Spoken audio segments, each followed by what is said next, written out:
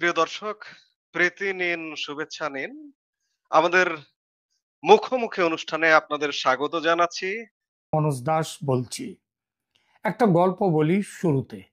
ঈশ্বরচন্দ্র বিদ্যাসাগরের কাছে একদিন এক পরিচিত জন এসে বললেন, মহাশয়, অমুকের সঙ্গে দেখা হলো, কথা হলো, তিনি খুব নিন্দে মন্দ করলেন আপনার, আপনি খুব খারাপ মানুষ, এই সব বললেন। কি ব্যাপার বলুন তো? বিদ্যাসাগর চুপচাপ শুনলেন, তারপরে একটু ভেবে বললেন, কিন্তু আমার তো মনে পড়িতেছে না তাহার কোনো উপকার করিয়াছি কিনা। তাহলে নিন্দা করিলেন কেন? এই সংলাপের সহজ অর্থ, উপকারীর উপকার ভুলে তার নিন্দে মন্দ করা কিছু মানুষের ধর্ম। আর এই ধর্মের কথা সবচেয়ে বেশি মিলে যায় বাংলাদেশের মানুষের ক্ষেত্রে। যে ভারতের আত্মত্যাগে তাদের নিজেদের দেশ হলো, বাঙালি বলে গর্বের জন্ম হলো, সেই ভারতের নিন্দে বন্ধ করা হলো বাংলাদেশের মানুষের যেন স্বভাব ধর্ম। এটা কম বেশি সব আমলেই ছিল এবং আছে। শেখ হাসিনার আমলে সরকারের তরফে সদ্ভাব ছিল ভারতের সঙ্গে ঠিকই, কিন্তু দেশের মানুষের একটা বড় অংশের মনে ভারতের প্রতি বিদ্বেষ বেড়েই যে চলেছিল তার বড় প্রমাণ গত বছর 24-এর হাসিনা বিরোধী আন্দোলনের অন্যতম মূল সুর ছিল ভারত বিদ্বেষ বা ইন্ডিয়া আউট। মনে আছে সেই স্লোগানটি? ভারত যাদের মামার বাড়ি, বাংলা ছাড়ো তাড়াতাড়ি। হাসিনার পতনের পর শুরু হলো ভারত বাংলাদেশের কোন পাকা ধানে মই দিয়েছে সেই সব ন্যারেটিভ তৈরি করা। হাসিনা ভারতের দালাল, দেশকে বিক্রি করে দিয়েছে ভারতের কাছে, ভারত বাংলাদেশকে তার কলোনি বানিয়ে ফেলেছে, ভারতের সঙ্গে যত চুক্তি হয়েছে সমস্ত কিছুই নাকি বাংলাদেশের বিরোধী, ফলে বাতিল করা হবে এসব চুক্তি। ভারত বিদ্বেষী ন্যারেটিভের একেবারে বন্যা শুরু হয়ে গেল বাংলাদেশে। অথচ তারপর 1.5 বছর চলে গেল, কোন চুক্তি কোথায় খারাপ সে নিয়ে একটা কথা নেই। শুধু কি এই 7 সিস্টার্স নিয়ে কত লম্ফঝম্প খোদ প্রধান উপদেষ্টা থেকে শুরু করে একেবারে নিচের হেজিপেজি মহল পর্যন্ত, তার উপর লালমনিরহাট, তিস্তা বাঁধ তৈরিতে চীনকে আমন্ত্রণ, পাকিস্তানের স্যাটেলাইট হয়ে যাওয়া, তাদের সাথে ঘন ঘন যাওয়া আসা সামরিক স্তরে, তুর্কির সঙ্গে দহরম মরম, ভারতকে খেপাতে যা যা দরকার তার কোনোটাই বাদ রাখেনি বাংলাদেশ। বিপ্লবী চ্যাং ব্যাংয়ের দল কখনো ফেসবুকে দখল করেছে ভারত, কখনো বা সেই সব দখলের ছবি দেয়া বই দুনিয়া জুড়ে ডিস্ট্রিবিউশন করেছেন স্বয়ং প্রধান উপদেষ্টা ডক্টর মোহাম্মদ ইউনুস। পায়ে পা লাগিয়ে ঝগড়া করার এমন উদাহরণ দুনিয়ার আর কোথাও পাওয়া যাবে কিনা সন্দেহ। নাম করে বিখ্যাত করে দেব না কয়েকটা সংবাদপত্রকে। এই বাংলাদেশের এইসব সংবাদপত্র, এই যে এদের এদের এরা এদের পত্রিকাদের একটা বড় অংশ এই সব যারা মা মনসার কাজ করছে, তো এই পত্র পত্রিকাগুলো ধুনোর গন্ধ দিয়ে এসেছে চূড়ান্ত ভারত বিরোধিতা। এখনো বাংলাদেশের নেতাদের মধ্যে এবং সেখানকার মিডিয়ার মধ্যে হঠাৎ জেগেছে ভারত প্রেম। ভারতের সঙ্গে প্রেম করার জন্য একেবারে প্রাণ যেন আকুলি ব্যাকুলি শুরু হয়েছে। কেন? কারণটা কি? থাক, কারণটা পরে বলছি। তার আগে দিয়ে এই আকুলি বিকুলির 2-4টে নমুনা। জনাব তৌহিদ হোসেন, বাংলাদেশের পররাষ্ট্র উপদেষ্টা, ভারতের রেড কোর্ট বিস্ফোরণ কাণ্ডে 2 বাংলাদেশি সন্দেহভাজন জম্মু রেল স্টেশন থেকে গ্রেপ্তার হয়েছে। গতকাল সকালে আমি এই নিয়ে প্রতিবেদন দিয়েছি। এই খবরটি নিয়ে ভারত সরকার বা ভারতের গোয়েন্দা দপ্তর কেউ বাংলাদেশকে দায়ী করে কোনো বক্তব্য এখনো পর্যন্ত দেয়নি। কেবলমাত্র কিছু সংবাদ মাধ্যম বলেছে যে 2 বাংলাদেশি নাগরিকের এই বিস্ফোরণ কাণ্ডে ধরা পড়ার কথা। আর সঙ্গেই বক্তব্য দিয়েছেন জনাব তৌহিদ হোসেন। আর সেই বক্তব্যের ছত্রে ছত্রে ভারতের সঙ্গে প্রেমের সম্পর্ক তৈরির জন্য কত না আকুলি ব্যাকুলি। আহা, কি বলেছেন বাংলাদেশের পররাষ্ট্র উপদেষ্টা? তার বক্তব্য বেশ কিছু বিষয় নিয়ে, আমি সব বিষয়গুলো না দিয়ে যেগুলো প্রয়োজনীয় সেগুলো এখানে দিচ্ছি। লালকেল্লার কাছে যে বিস্ফোরণ হলো সেই প্রসঙ্গে তিনি বলছেন, involving Bangladesh in Delhi terrorist attack completely baseless. মানে দিল্লির সন্ত্রাসী ঘটনায় বাংলাদেশকে অভিযুক্ত করা পুরোপুরি ভিত্তিহীন। খেয়াল করুন বক্তব্যটি, দুজন বাংলাদেশি ধরা পড়েছে, ঘটনা তো এইটুকু। অপরাধী দুজন বাংলাদেশি নাগরিক। এখানে কে, কবে, কখন এই ঘটনার সঙ্গে বাংলাদেশকে অভিযুক্ত করলো? কেউ করেনি। বাংলাদেশের দুটো চোর যদি ভারতে ধরা পড়ে চুরি করতে এসে, কারণ অনেক বাংলাদেশি তো ভারতে আছে, ধরা যাক দুটো চোর যদি চুরি করতে গিয়ে ধরা পড়ে, তাহলে সেটা বাংলাদেশের বাংলাদেশের সরকারের কিংবা বাংলাদেশের নামে বদনাম হবে। চোর কি ভারতেও নেই? ভারতেও আছে। এই যারা এইসব কাণ্ড ঘটিয়েছে তাদের একটা দল তো ভারতের মানুষ, আমি ধর্মের কথা বলছি না, তারা মানুষ ভারতের। তো এখানে কে কবে কেউ কোনো ঘটনার সঙ্গে বাংলাদেশকে অভিযুক্ত করেনি। এমনকি ভারতের কোনো মিডিয়াও এজন্যে বাংলাদেশ সরকারকে অভিযুক্ত করেনি। তাহলে সরকারের পক্ষ থেকে সাফাই দিতে তৌহিদ হোসেনকে কেন মাঠে নামতে হলো? নামার কারণটা এইবার বলি। এর কারণ বাংলাদেশ ইতিমধ্যে সন্ত্রাসী কাণ্ডে নিজেকে পাকিস্তানের পাশে নিয়ে গেছে, অনেকটা পাকিস্তানের ভূমিকায় চলে গেছে। এবং এই চলে যাওয়াটা বাংলাদেশের সরকারে যারা আছে তারা যেমন জানে শুধু নয়, তারা বিশ্বাস করে এবং জেনে শুনেই এই কর্মগুলো করছেন।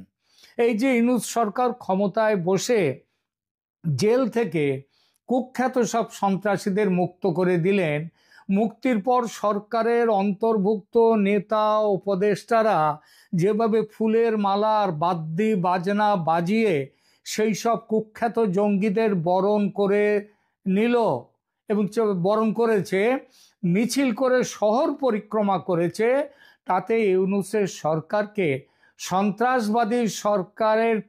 সন্ত্রাসবাদের পৃষ্ঠপোষক সরকার হিসেবে যদি পাকিস্তানের সঙ্গে মিলিয়ে দেখি, সেটা কি ভুল হবে? একদমই নয়। এটা তো সারা পৃথিবী বলছে এখন, শুধু ভারত বলছে না। জনাব তৌহিদ হোসেন এটা জানেন, আর জানেন বলে এটাও বুঝেছেন পহেলগাঁওতে ২৬ জন নিরীহ হিন্দু ভারতীয়কে হত্যার বদলা নিতে যেভাবে ঝাঁপিয়ে পড়েছিল ভারত পাকিস্তানের ওপর, এবার বাংলাদেশেও ঝাঁপাবে ঠিক সেই একভাবে। বলে রাখা ভালো, এই ঝাঁপানোর স্পষ্ট ইঙ্গিত কিন্তু মিলছে।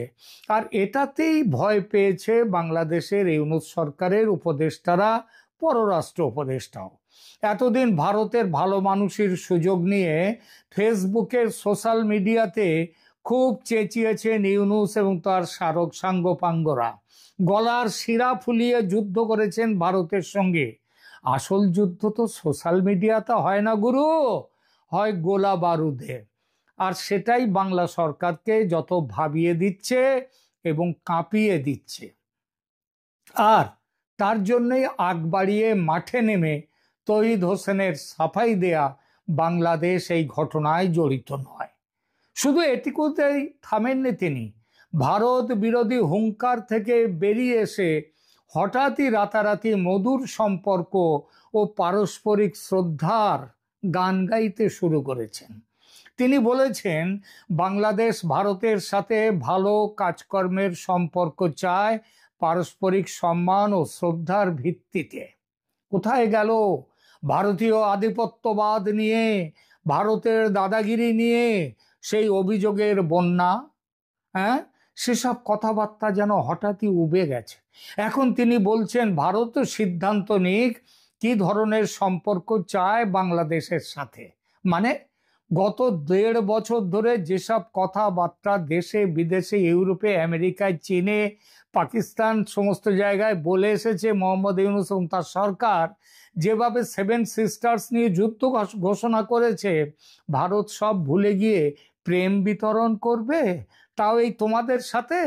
ভাবলেন কি করে?